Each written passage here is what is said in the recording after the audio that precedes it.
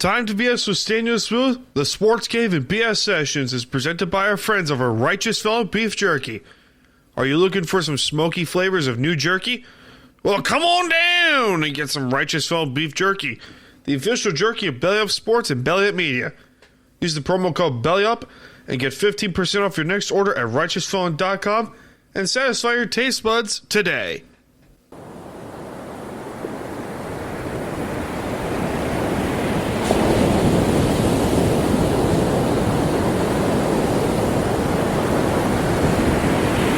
It's time to BS.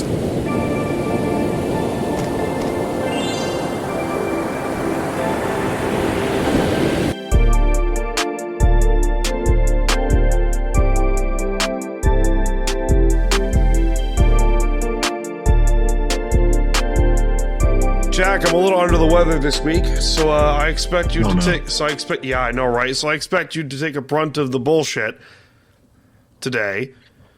But that's okay. I can try. So, for those who do not know, yes, welcome to the Department of Bullshit. I am Staniel Smooth. I'm coming to you from the beaches of lovely Long Island, New York. That is Jack, who you heard earlier. He's coming to you from the sunny state of California. This is Time to BS, part of the Belly of Sports and Belly Media Networks. Jesus Christmas, I sound terrible. You sound like you're all like congested or whatever. Like that's probably. It doesn't help. I was in fucking Jersey. Throwing all the heat on New Jersey today. I'm sure of a couple friends of the show would like to agree with me on that. But yeah, dude, I was in New Jersey for a Jets Seahawks game. It was my first NFL game that wasn't a preseason game. Hey, there you go. Oh, it was fucking awesome, and got to see a wild one indeed. It was 3 fumbles in the first half by the Seahawks, a thick 6, because we love these things. We love thick 6s. We love thick things. It's not what I implied, but sure. Down with the thickness. All right, I'm done.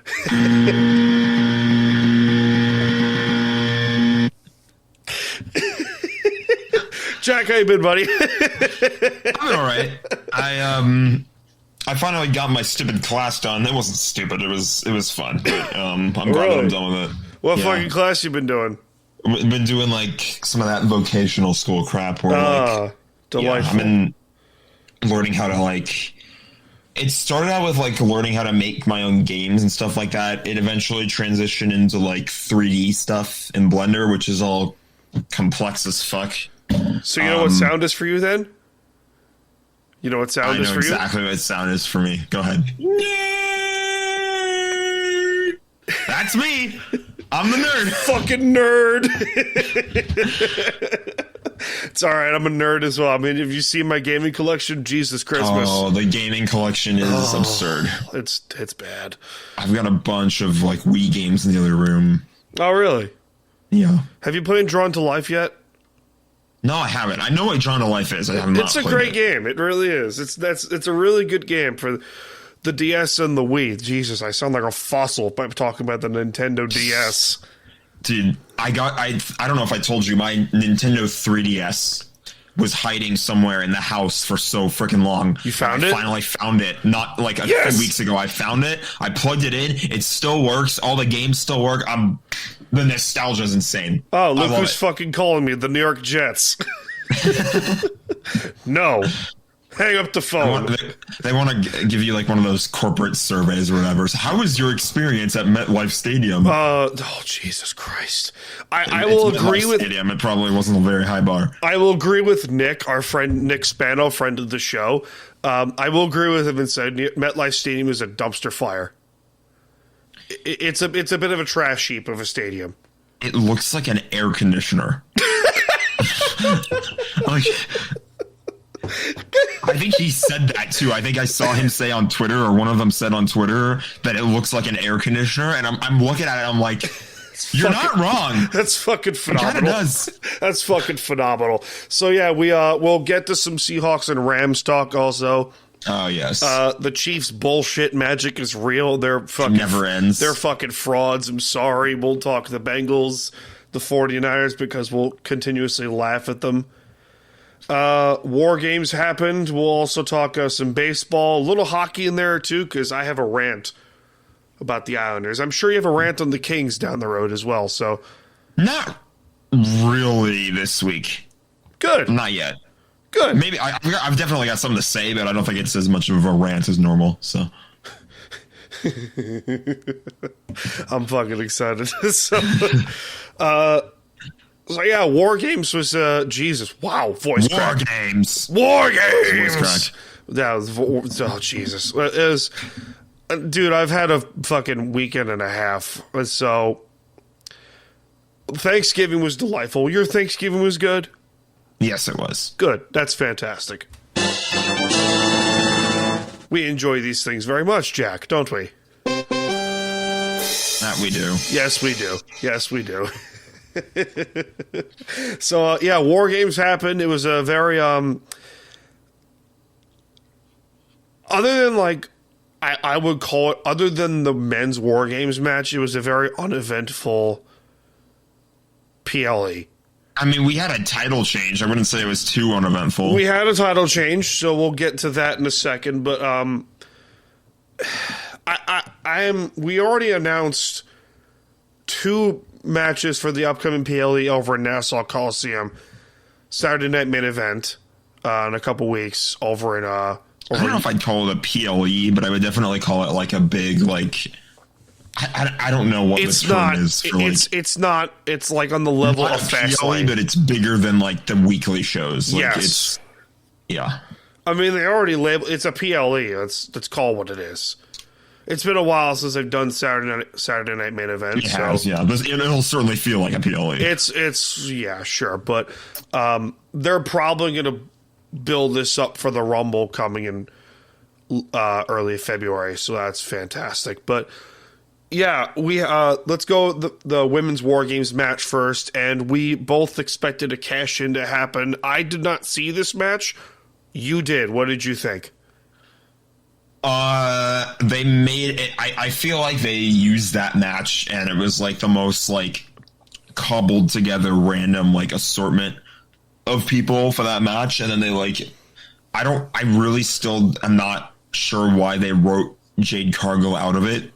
If you don't know, she was, or for those who may not know, she was injured by an unknown attacker backstage on, I don't remember which show it was, but there was one point where she was attacked backstage. She was left unconscious and was unable to participate in the match.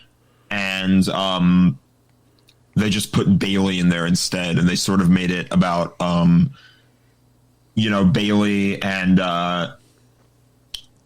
I don't know if it was Bayley, but no, there were a couple other superstars that were trying to like, you know how there's the ongoing feud right now between Candice LeRae and Tiffany Stratton for like who sucks up to Nia more. Yeah, if that's a way you can say it.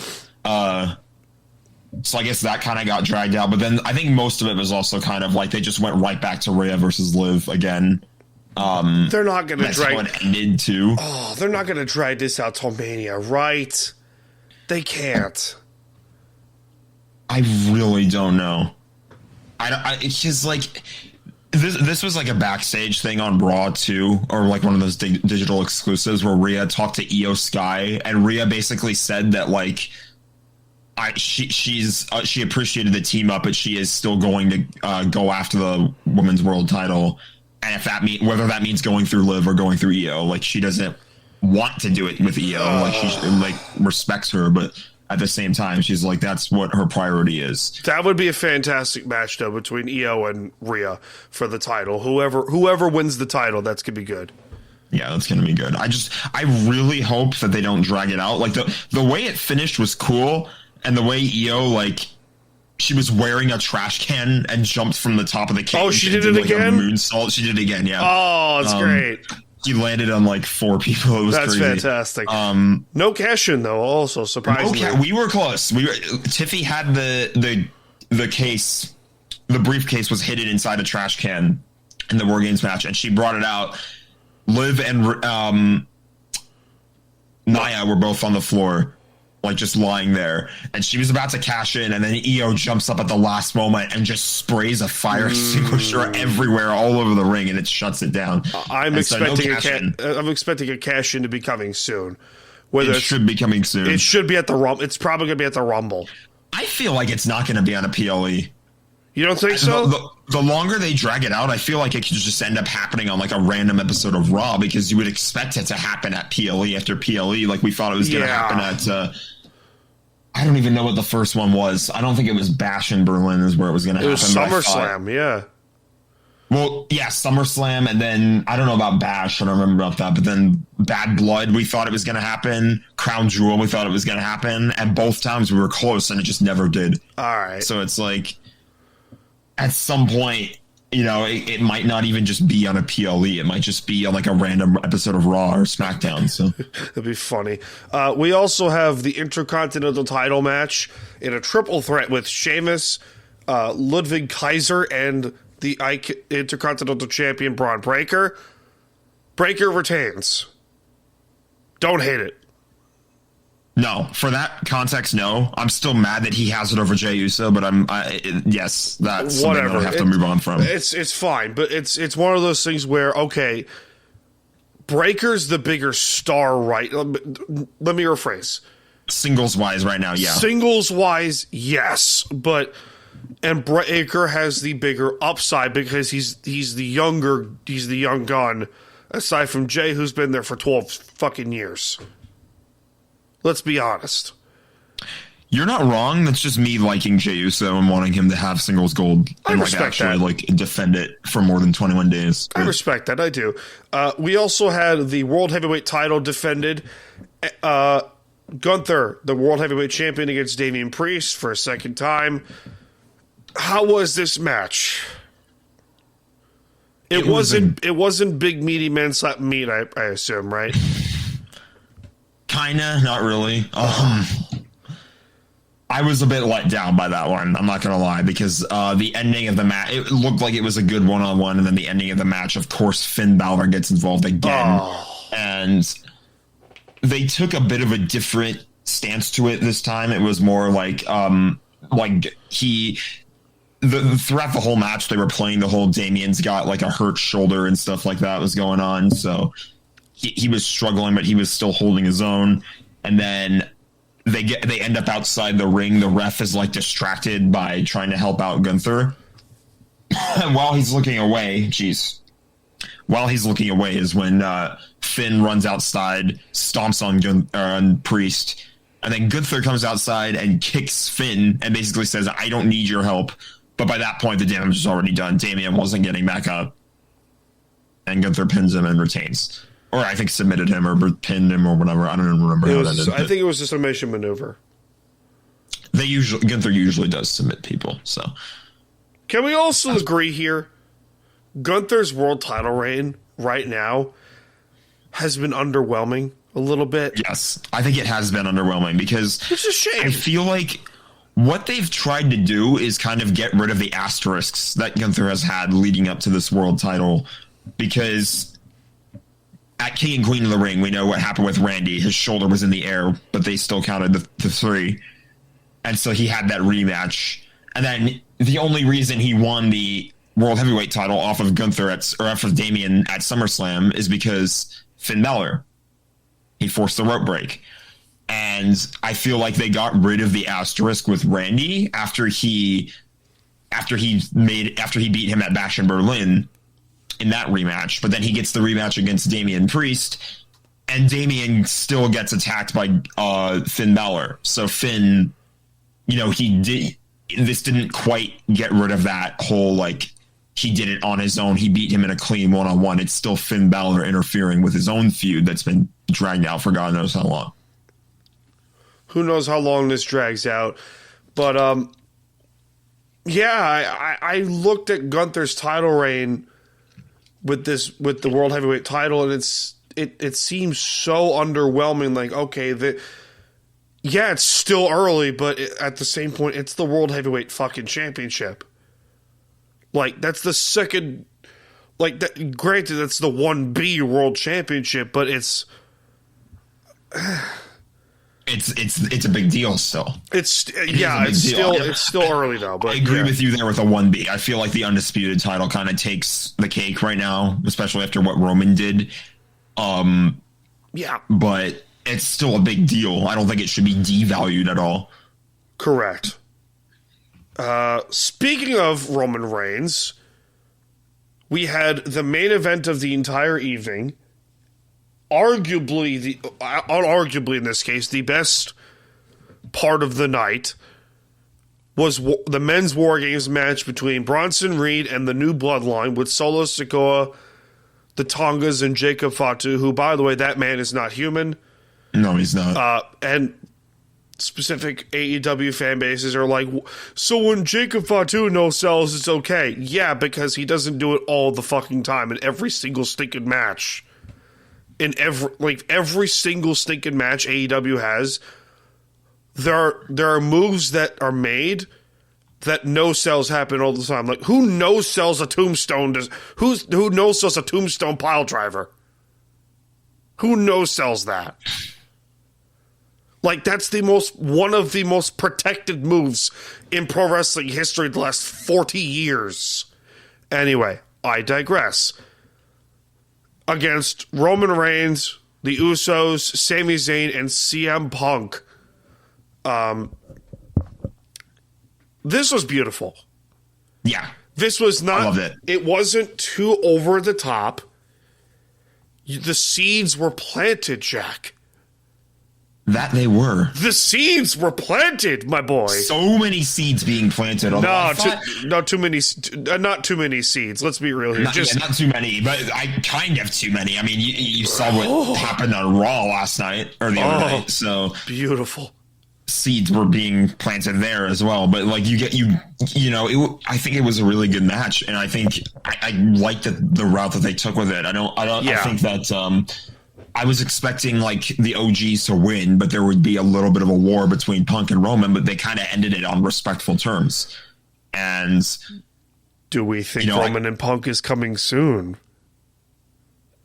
I can't tell you soon, but maybe this is where WrestleMania is going. Where's the favor coming? Because he says Paul Heyman owes Punk a favor. Where is this favor going? I don't know. This is exciting. I have a feeling it's either at Royal Rumble or it's at WrestleMania. Or the Chamber, or the Elimination Chamber. Because I think the reason why I'm going as far as to say WrestleMania is because Cody has been saying to people in interviews that like, what people are predicting to happen in WrestleMania is nowhere near accurate. Good. Like he's saying that like he thinks that what actually is going to end up happening is going to blow people's minds, and everyone's kind of saying it's going to be Cody versus Randy Orton. I don't know about that one. No, I don't think I don't think that. I don't think that happens in this WrestleMania. I think you're going to get Randy and Cena at Mania. Because probably Cena's retirement's incoming. There's only one person that's going to be in Cena's retirement match, and let's be honest here, it's Randy. I think Randy, how that should happen. I actually don't know how that should happen. I don't know if Cena should finally get like the Intercontinental title and become the Grand Slam champion, or if he should get number 17 and then retire. I don't know which one is more satisfying. Wins his third Rumble. I know, right? That'd be cool. That'd be cool as shit. But yeah, Roman's team did win, and the seeds were planted for what we eventually hope is Punk and Roman. I personally thought I could be wrong here, and that's totally fine. I was kind of hoping that this would be where Roman gets the Ulafala back. But I understand why they dragged that out. I get it. Yeah, they're dragging this for a while. Yeah, this is going to be like a long-standing feud. This was just like the first, like, this had to happen. I was also kind of hoping that Rock would show up. He didn't really show up, but yeah, I thought so too. But it's fine. I still think that it was a good match. I still think that it ended the right way. I like the ending, especially when Solo was like, after everything that was going on, Roman was still offering forgiveness, and Solo says, "I'm still the tribal chief," and then he gets his ass kicked by everybody. Everyone hits their finishers on him at the same time. Beautiful. It was beautiful. Yeah, it was awesome. I loved it. The way Punk saved Roman too, even though Roman accidentally speared him, that was good. And by the way, for those who don't know, CM Punk is responsible for the birth of the Shield. He is. You knew this. I think I did know this. He is the one that pitched the idea of Dean Ambrose at the time, Seth Rollins, and Roman Reigns to form the Shield. He pitched that idea. So, there you go. Indeed. And also, of course, we got to talk about. I think we'll get to it later, but we do have to talk about the fallout of that match too, because some of it came on Raw. So, yeah, we'll get to that in a second. Oh boy, what a fucking weekend, man! It was awesome. Jeez. It was awesome. We'll get to talk about the title change. Yes, thank you for reminding me about that. The U.S. title did change. Shinsuke Nakamura pinned LA Knight to win the United States title, and I do not hate this one bit. I do. Why? Do tell me. Because there was no build. There was absolutely no build. It was Nakamura showed up on SmackDown, I think maybe 2 weeks before the PLE, 1 week before the PLE, and then he had one match, and that was it. You're not wrong in that. You're not wrong with that regard. The only thing he did, like he showed up and attacked LA Knight on one SmackDown, and then on the next, he watched LA Knight's match from the stage, just standing there staring at him, and then attacked him after the match. And then the next one, he has a match against Carmelo, beats him, and then hits LA Knight with a miss as LA Knight tries to attack him. And that was your build-up. That was it. You're not wrong. It was underwhelming, and with how good of a title run that LA Knight had going, it's like it just felt too early, and it felt wrong. See, I get why they want to push Nakamura. I don't hate that idea either. Like, I get it, but it just doesn't feel like it was done properly. It doesn't feel like it was built up well enough. If Nakamura returned at like freaking Crown Jewel or something, like after the triple threat, he shows up and attacks LA Knight, and then they spend that next cycle building up for Survivor Series, then fine. I just think it was done too quickly. You're learning. Good for you. You're not wrong, but at the same point, Shinsuke Nakamura had the United States title, I think, one other time, or Google for me, please. And then won the Intercontinental title twice. He had 2 world title shots, technically 3, if you count the 2 title shots was against Seth Rollins when he was the World Heavyweight Championship. What are you trying to find out? How many United States title wins does Shinsuke have? I think he had twice. This is his 3rd. Okay, thank you. So he's won the NXT Championship twice, the Intercontinental title twice, and then this is his 3rd time with the U.S. title. The U.S. title, and then he won the SmackDown Tag Team title once. So, since WrestleMania 34, when he lost... Well, first of all, Shinsuke Nakamura won the Royal Rumble in 2018. After that match, he then went on to challenge the then WWE champion AJ Styles for WrestleMania 34. I don't remember the build-up entirely, but AJ won against Shinsuke. After that, Shinsuke's booking went like this. Down the drain. Now, the mid-card titles, I get it. He's won 5 mid-card championships, including the tag team titles 1 time. I get it. I'm not against that. However, when Shinsuke was in NXT, who was booking NXT at that time? Triple H. You can argue that was the prime of Shinsuke's NXT WWE run, was when Triple H was booking him. I have faith in this regard that Shinsuke is either going to drag this out to where LA Knight comes after him again and builds... Which is what should happen. And you're correct. This is where the build-up is going to come in. And LA's going to, eventually take this out to either the Rumble, Elimination Chamber, or eventually, hell, Mania. Maybe this is where this is going. And Shinsuke Nakamura under Triple H's booking, this whole samurai assassin bullshit, I think maybe this could cook. I have no idea, but trust it. You know what? Trust the process.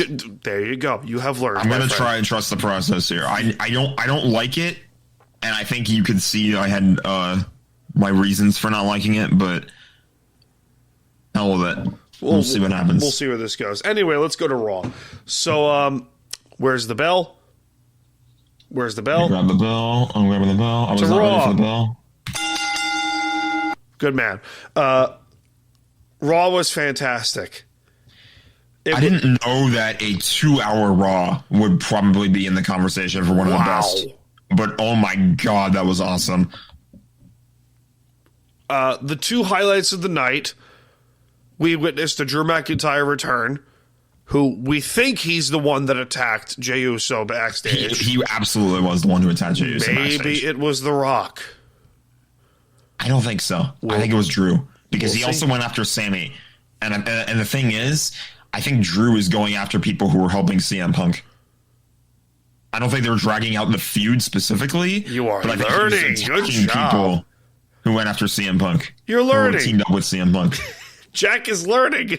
And now you've got like teasing for Rollins versus Punk too, and the way they played that into like Sammy versus Seth as well, and like the way that they were like firing back at each other left and right at the beginning of the show, and every single one of their points they made was valid, and it was like so like they were deep cuts. It was awesome. That was so fun to watch. Also in this Raw, we had, I will make an argument here. This was probably the most well-executed heel turn in a very, very long time. No one. If you were to tell me this five years ago, when Kofi Kingston was WWE champion, in the last 5 years, Kofi Kingston won the WWE title at Mania 35. And then 3 years ago, Big E wins the WWE title via Money in the Bank cash in. If you were to tell me that both Kofi and Xavier Woods would basically turn heel on Big E, I would have told you you're fucking nuts.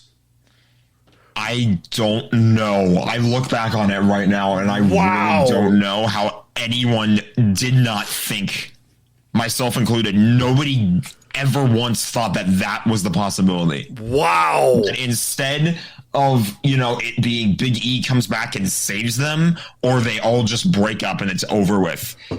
I never would have thought that it would be Big E comes back and both Kofi and Xavier realize, you know what? You were the one who abandoned us for 4 years. We're done with you. And we're going to turn heel and do whatever we want. And wow. He did technically save the New Day, but not in the way we thought he would. The only other heel turn that I think comes close to holy shit, I did not see this coming, was Seth Rollins turning on the Shield. Ironically enough, 10 years ago. Which was brought up earlier. Yeah. Because Seth told Sammy that he wouldn't team up with Roman because Roman's a tyrant and a monster, and Sammy was like, yeah, the one that you created. Yeah, the one you created, bitch. Fucking phenomenal. That moment, that one chair shot just altered the next 10 years of WWE. The chain reaction of nonsense. The chain reaction that has caused, that one chair shot caused, was absurd. Unbelievable. But yeah, going back to the heel turn of the New Day, no, I thought this was a possibility, but I didn't think they would actually do it, is the point here. And wow, they executed it wonderfully. And the insults that were brought up by Xavier Woods and Kofi, I literally texted you like, dude, I'm hurting right now. Oh, I was kind of hurting too. Jeez, dude. Like, wow. I don't know how long we're going to get a heel New Day because people like the babyface New Day. And I don't think that people want that gimmick to go away. No. So this I don't is think it'll building up last for Big E's too return. long. Yeah, I think it's going to build till like WrestleMania probably because of how big of a deal New Day is. And then I guess we'll see where it goes. Handicap match. I have a feeling it will end up with them reuniting and turning face again, but at least it's the direction that I hope it's going in. But like, geez, that was a really good heel turn. I did not see that coming at all. It was unbelievable. It was one of those things that if you were to go to the Dutch Mantel School of Booking or the Jim Cornette School of Booking, I don't think anyone expects this. But, you know, this is literally on par with Evolution turning on Randy Orton. This is on par with Seth Rollins turning on the Shield. Like, no one saw that coming. Now, in terms of face turns, that's a whole other fucking argument and a whole other rabbit hole we can go down. But regardless, unbelievable, well executed. It was not perfect, but it was wow. It was really good. Yeah. I'm trying to think about what else happened on that episode. Stuff. I can't remember everything off the top of my head. I'm going to have to look it up. And that's okay because we have some baseball stuff to talk about, Jack. Before do we get to brag about Blake Snell? Yes, you do. Yeah, Blake Snell. He's a Dodger. What is it? 7-year deal? I can't remember. It's I think it was like a 6 or 7 year deal, but most of that money is deferred for the next 4 years. Deferred money strikes again for the Dodgers. So, I want to discuss a certain New York City radio host said before you go on a tangent about Blake Snell. I don't really need to. I'm just happy he's here. I'm pumped for you because you know what? Michael Kay of ESPN and of ESPN Radio and the New York Yankees TV network basically said this is bad for baseball, and I said, okay, where were you when the Yankees were buying everyone? People, I've taken satisfaction in knowing that like the Dodgers are kind of like all of the shit talk about the Dodgers has gone from LOL you're chokers to oh my god report them to Rob Manfred, they're ruining baseball. It's the first order. It's hilarious. The Yankees were the evil empire. Now the Dodgers are the first order. The Dodgers are the first order. Yes, exactly. And honest to God, and now baseball's talking about the golden bat rule. It's like, okay, fine, whatever. Okay, that's stupid. We'll talk about that in a little bit. We'll talk about that later. But like, it's hilarious the fact that the Dodgers are causing Yankee fans to lose their ever-loving fucking marbles. The Dodgers are the team that currently have the front office that actually has the balls to do what literally everyone else in the MLB is capable of doing. Don't be mad at the Dodgers. Be mad at your cheap-ass owners who don't want to pay their players. John Fisher. Exactly. Well, John Fisher. He's a whole other story, but yeah. John Stanton. Shout out to the Mariners as well. Or Moreno. Jesus. The Wilpons. The Wilpons with the bets. Oh, God. And the Wilpons had money, which makes it funnier, but what are you going to do?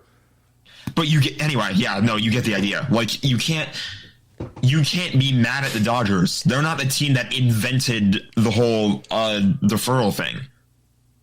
That's a thing that teams can do. The Yankees it's a thing that owners agree they can do. The Dodgers are like using it to their advantage and figuring out a way to be able to use that to win their games, to get players that want to win games, to create that winning culture that wants to attract free agents. Like, all they have to do is freaking bring in players to their office and people walk in and the first thing they see at the table is Shohei Ohtani, Mookie Betts, Freddie Freeman sitting there with the commissioner's trophy on the table and be like, hey, you want one more of these?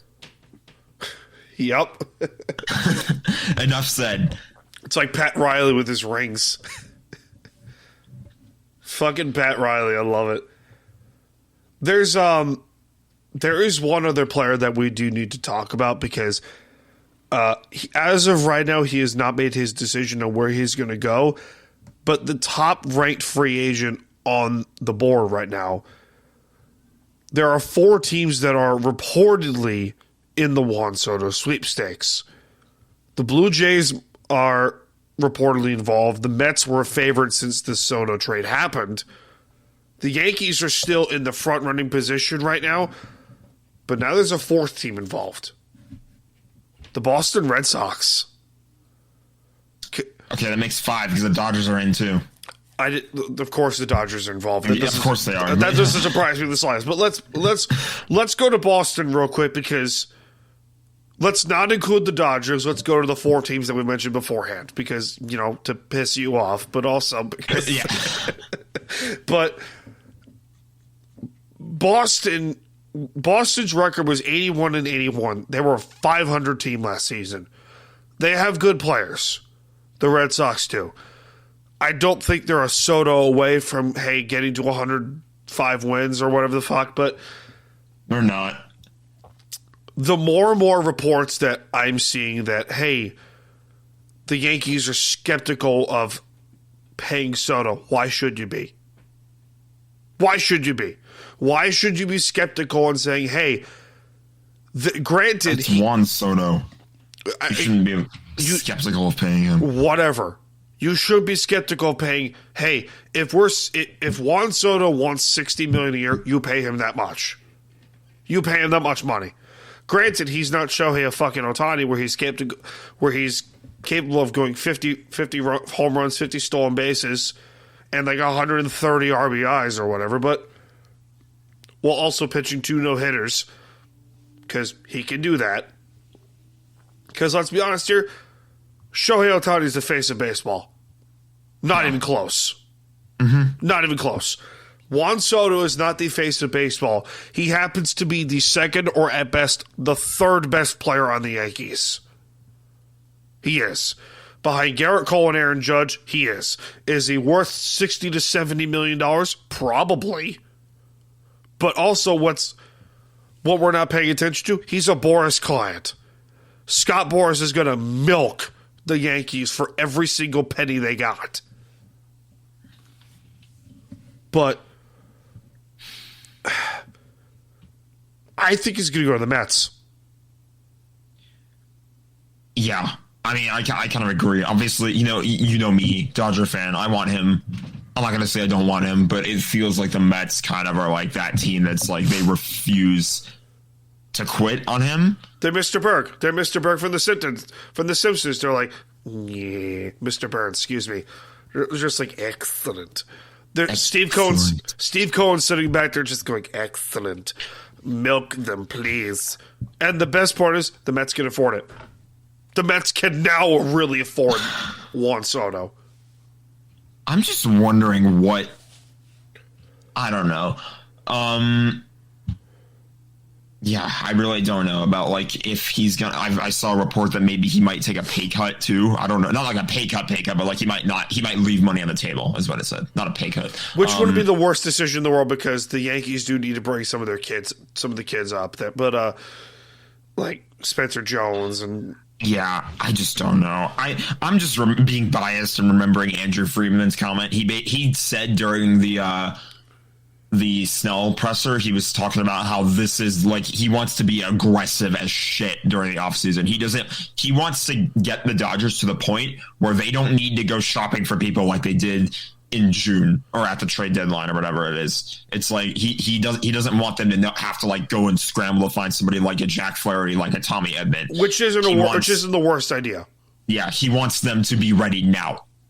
So if a GM like Andrew Friedman is going to be that aggressive, good. Don't sleep on the Dodgers with Soto. Good. I don't blame you at all.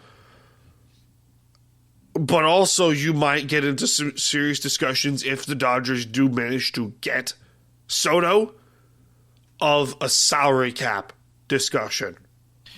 We need a salary floor to begin with. Yes, you're not wrong. Maybe not a cap quite yet, but definitely a floor. Because if a salary cap is implemented, what's the top salary floor right now? $350 million? It's going to go up.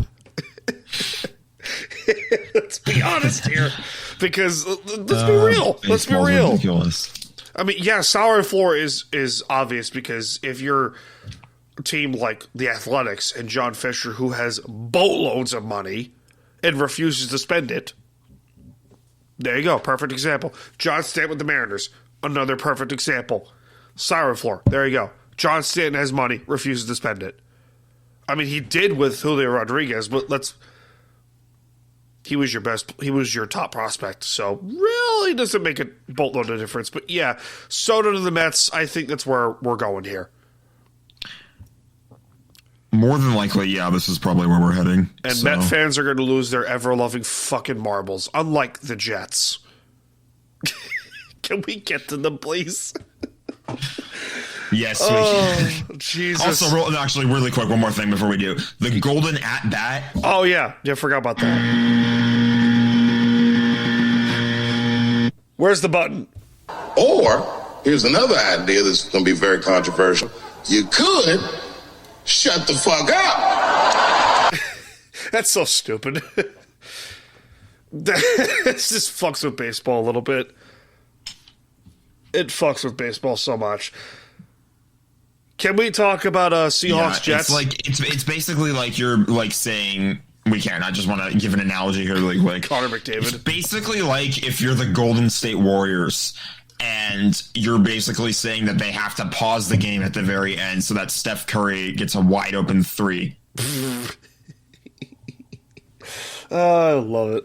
And they have to let it happen. Like, it's the dumbest thing. Like, stupid shit. That is what makes baseball a good and fun game, is the fact that you are, like, the best players get their chance, and either they perform or they don't.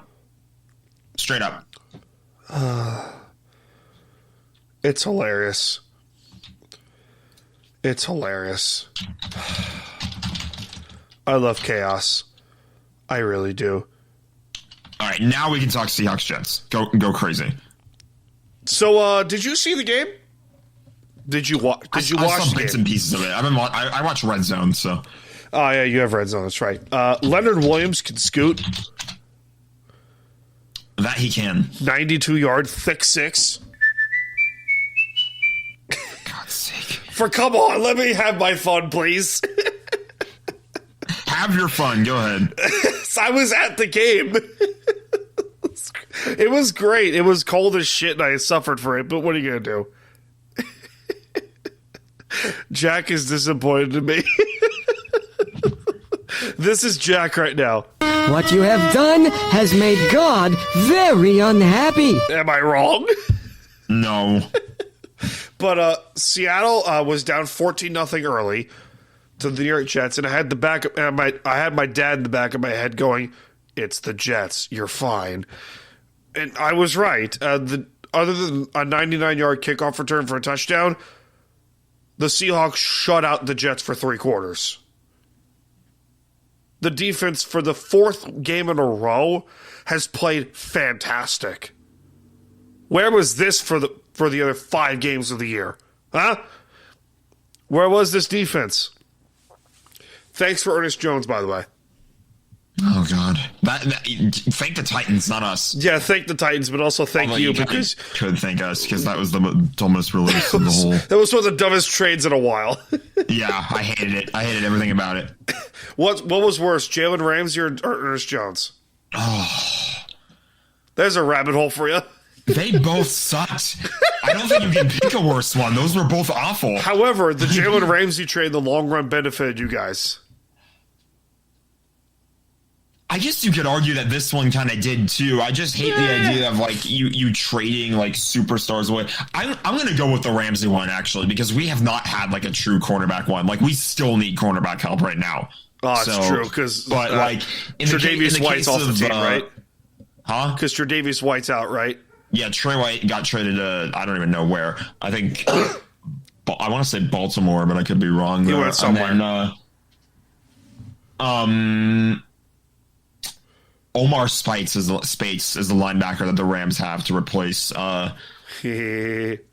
Ernest Jones. And him and Christian Roseboom together have actually been pretty solid, though. No, they've been okay. And it's funny because Roseboom looked like crap when he was with Troy Reader. But then Troy Reader got put on IR, and like he gets paired with Speights. I keep saying Speights, it's Spates. And then Severus Speights. Yeah, and then they just keep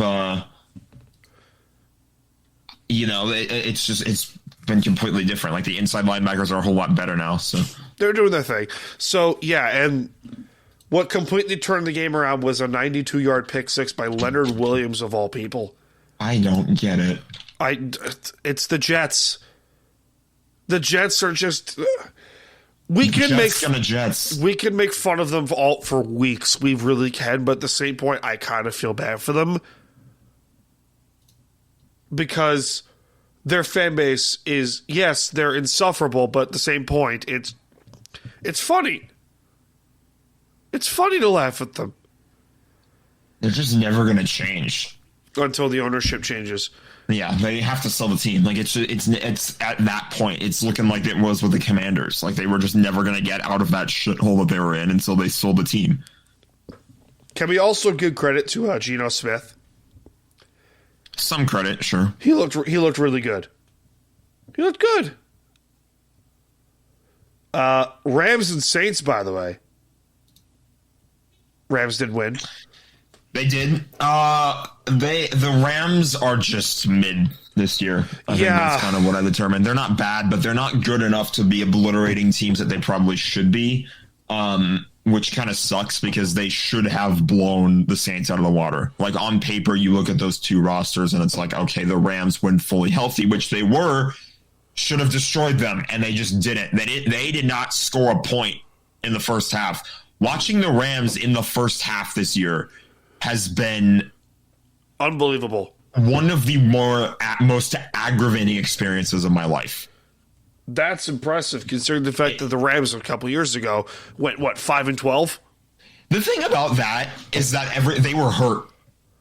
Everybody was hurt. Oh, it's true. So you at that point, like you kind of expect, okay, they're just going to lose a lot, which That's is true. all right, whatever. Yeah. It sucks, but this is where it's at. But this year, knowing that they have like the roster that they do, knowing that they have the players that they do, they've gotten healthier as the season has gone along. Yes, injuries were a concern to start, but as the year has gone along, they've gotten healthier. And even when they have some of their guys out, they're still better than a lot of teams, and they're just not getting the results that they should be getting. It's like, bro, you're just not what the team that I thought that they were at the start of the year. And again, I think injuries certainly are a factor in that, but yeah, they're just not the team that I thought that they were. So it's pretty disappointing because I thought that they would be like right back in the mix for like the 1 seed. Yeah. Like Super Bowl. I thought that they had a realistic shot to the Super Bowl, and it never happened. So it's pretty upsetting, but hey, the good news is you're not the last place team in the NFC West. That's true. That's what I was going to get to, is that like the Rams are not the Rams are not in a situation like the 49ers are in. Like good God. If the Rams, I'm going to tell you where the Rams are at right now. If the Bills game this week, which I don't think they're going to win, if they lose that game and then win out from there, they're winning the NFC West. Because if you're in that situation, so like the Rams still have to play everyone else in the NFC West at least once. That puts them at 5-1 in the division. If they lose Buffalo and then win out at 5-1 in the division with a 10-7 record, you're definitely going to have tiebreakers over other teams. You've got a shot. I think it really also just depends on what happens with other people. You would need to beat the Seahawks at the end of the year, and then you would to pray to the gods that Seattle loses again at some point in the next few games in order for the Rams to win the NFC West. Yeah, I'm just saying like the tiebreaker stuff is like also a factor that you have to think about. Because Seattle's been playing really well defensively. Like, scary good. Yeah. Like, under last year's circumstances, the Seahawks do not beat San Francisco in Santa Clara. They do not. I find it ridiculous how that happened. I really do. Like fucking Mike McDonald. Wow. What a hire this has been. What a hire. And the Rams beat them at home too, which kind of rarely happens these days. I'm not mad at that now. Satisfying comeback. I'm not mad at that. I'm really not. I think, that was a good loss though. It's like college football standards. Good loss. I don't know if I'd call it a good loss though, because they could have put that game away a few times. Yeah, they could have. Ronnie Bell for dropping that easy pass on third or second down or whatever it was. Anyway, Chiefs bullshit is real, and this is the worst 1 seed I've ever seen. This is the worst 1 seed I've ever seen. I don't. It's not as. I feel like people are forgetting about the Steelers in 2020, but the Chiefs are. No, worst 1 seed I've ever seen. This is the worst 1 seed I've ever seen. Kansas City should not be 10-1. Because we saw I don't think they should be 10-1, but I don't think they're in as bad as a situation as the Steelers were in 2020. Because the Steelers, they were a team that everyone knew was weak. Everyone knew that they had they just were struggling with every little aspect, and as soon as they get to the playoffs, they get their shit kicked in by the Browns. It was 28-0 at halftime, not even at halftime. Like, timeout. Do you remember Denver 2015? That 1 seed was bad. I kind of do too, yeah. But at the same point, the Broncos won the Super Bowl with a top 5 defense in history. So that's probably, I don't know. Maybe that's where the Chiefs are this year. I don't think it's wrong. Chief bullshit is absolutely real this year. Chief bullshit's real. I just don't think it should be. We should quite reach to the whole like, oh, they're the worst of all time. No, they're not the worst of all time. No, there's some really bad 1 seeds that we've witnessed over the course of our lives. Remember, like the Seahawks at one point were the 1 seed in 2014. Yeah, and granted, they had one of the best defenses in the history of the league. But at the same point, Dallas in 2007, perfect, or 2016, perfect example. There's another one. But if Kansas City loses again, Buffalo's now the 1 seed in the AFC, and I have a lot more confidence in the Bills to get to the Super Bowl than I do Kansas City. That's why I mentioned it in passing earlier. I was like, I don't think the Rams are going to beat the Bills. They're not. Like, the Bills, it's not a matter of straight up disrespect to the Rams roster this year or anything like that. It's just the Bills are Super Bowl favorite right now at this point. If the Chargers beat Kansas City on Sunday Night Football that's not going to happen. I'll tell you that right now. They're not going to lose to the Chargers. If they lose to the Chargers. Fine, do your if thing. Because we've seen it before. We've seen it happen. I've been wrong. I've also been right. You've been wrong. You've been right. Football's a game of chance. It took the Chiefs to get a last-second field goal against Carolina to beat the Panthers. And they were up 21-0 against Carolina at one point. Right? The Panthers had to come all the way back. Panthers could have won that game. Carolina could have beaten Kansas City. Denver probably should have beaten the Chiefs, if not for a bullshit blocked field goal. But I don't know. I think Kansas City's a bunch of frauds this year. And that's just me. But I know a couple Chiefs fans, they're really chill as shit and have been with the Chiefs since the dark ages. But I don't know. I look at this team and I go, there are too many frauds on them, but that's just me. Right? Yeah. I mean, yeah, they're not. They're like, I want to say they're like a wild card team at best, but somehow they'll bullshit their way into the divisional team at best. I should say, but I feel like they'll bullshit their way into another AFC title game. So, the bullshit is. Oh my god, I fucking hate it. Anyway, how are the Kings doing? The Kings are better. I think that they're on a 3-game win streak, so I can't complain. I think that they're in a better spot than they were a few games ago when they were like losing really badly to the teams like the Sharks and the Blackhawks. Yeah. And it's kind of like, okay, like it felt like blow it all up territory.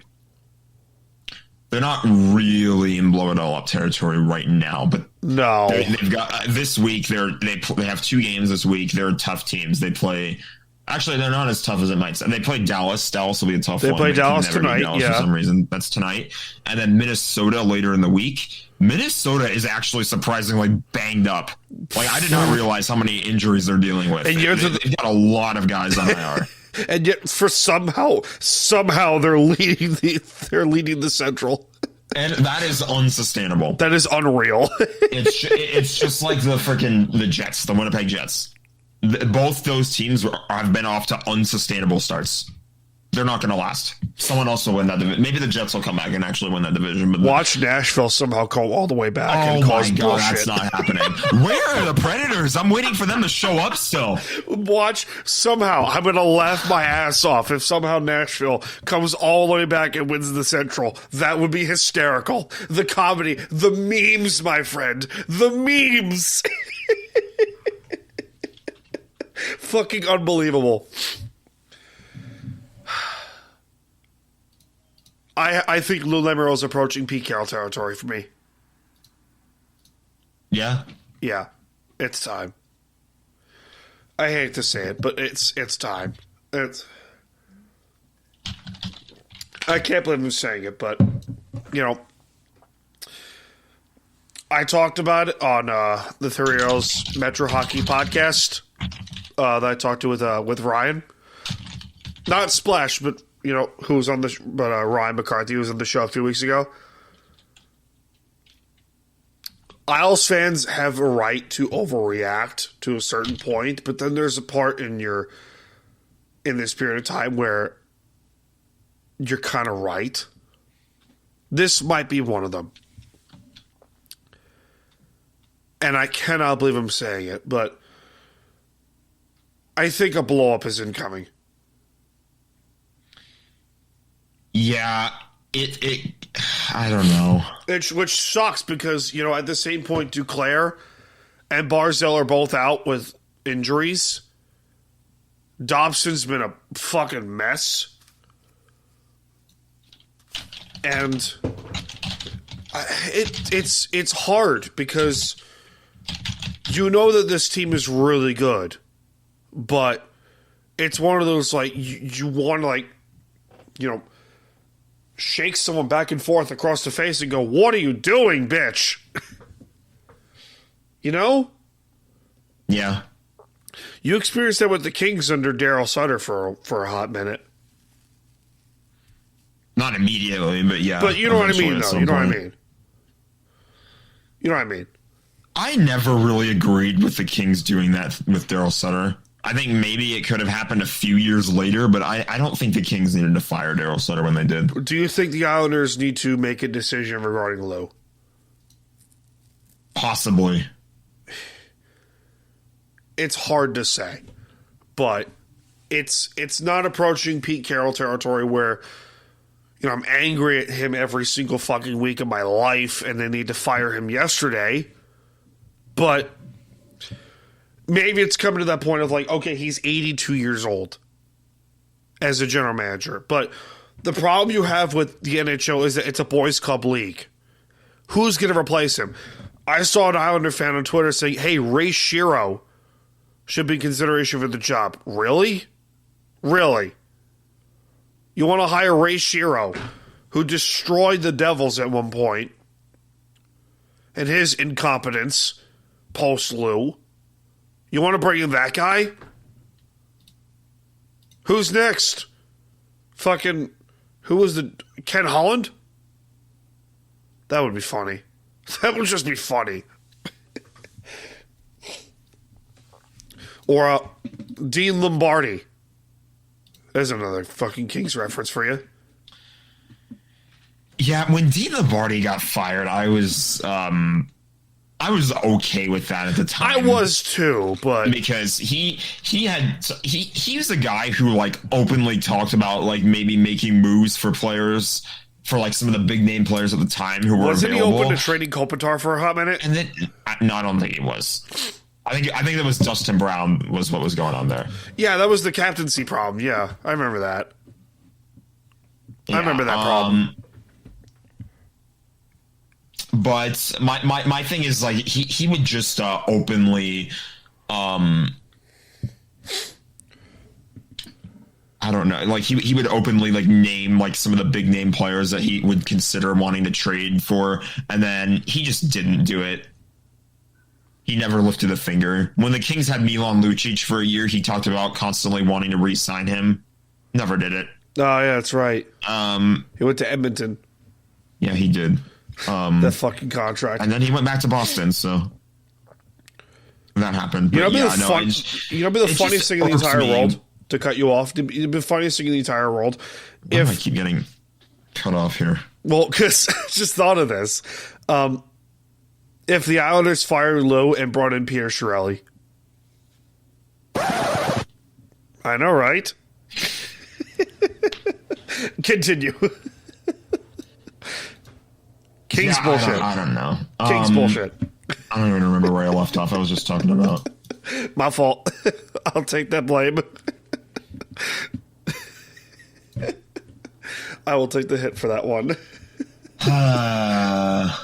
We do it to each other. Let's also be. We do it to each other a lot. That we do. We do. In fact, We do. a lot. I know you're gonna go in like 10 minutes, so we'll get to some game picks before it closes up the show. You ready? Oh boy, let's do it. All right, here we go.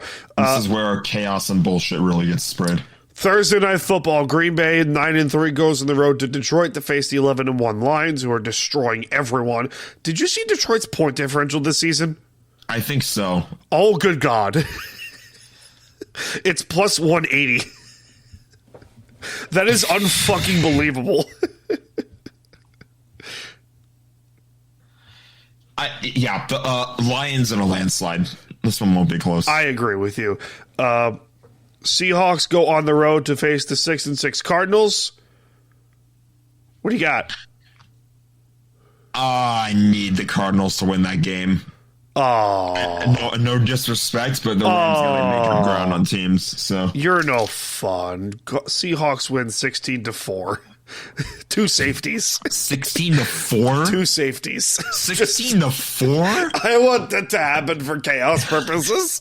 He wants a field goal on a 1-point safety. No, just two safeties by the Cardinals. Score, Gubby. That'd be funny though. We also have Tank Bowl. Tank Bowl's fantastic. We love Tank Bowl, right? Saints and Giants. 4-8. I think it's 2-10. Oh, what do I don't even know what I. What the fuck is this game? That game's gonna end in a tie. I want a 6-6 tie. That's gonna be a 6-6 or a 3-3 tie. 3-3 tie or a 2-2 tie. 2-2 tie. Hockey score. It's fucking phenomenal.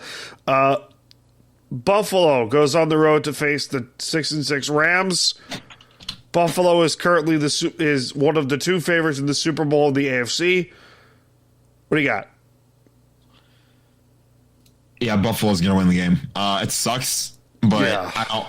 They're just better right now. Like they're just otherworldly better. So, do you want more chaos? Chicago going on the road against the 5-7 49ers. Can we have the Bears win this game? That'd be hilarious. Be funny. It'd be really funny. No? Who are they playing? Sorry, I'm like distracted. What the fuck? Uh-oh, retard alert. Chicago to the Niners. Yeah, that would be funny. Would be funny. Also, the Sunday night game. The Los Angeles Chargers go on the road to face the 11-1 Chiefs, and I want the Chargers to win so bad. Chiefs bullshit. For one more week, Chiefs bullshit. Oh, who else did they play? Who else did the Chiefs play? Give me a second. I don't even remember. All I'm saying is that They play Cleveland next week in Cleveland. Famous Jameis. No? Sure. Well, you suck. All right, fine. They go. I don't know. I'm just not. I don't think the Chargers are them. I think they're. You know how we talk about how like the Chiefs are a terrible 11-1 team. The Chargers are a terrible 8-4 team. Fine. I don't see it with them. Fine, you win. With how many games that they have almost blown. That's true. The It's Chargers. like a better team is going to take advantage of the mistakes they make. That's true. If The they play Chargers Buffalo, bullshit's they're real. losing that game. The Chargers bullshit's real. That's a good Yeah. point. That is a They're fair not playing point. the toughest teams. So Also, do we think Josh Allen is the league MVP or Saquon Barkley? I'm giving it to Josh Allen. Good point. The Church of Josh Allen reigns supreme. MVP is a QB award. That's Saquon true. can have the Offensive Player of the Year. That's a good point. All right, ladies and gentlemen, that'll do it for this Jared edition. versus Defensive Rookie of the Year, by the way. Oh, That's it. forgot.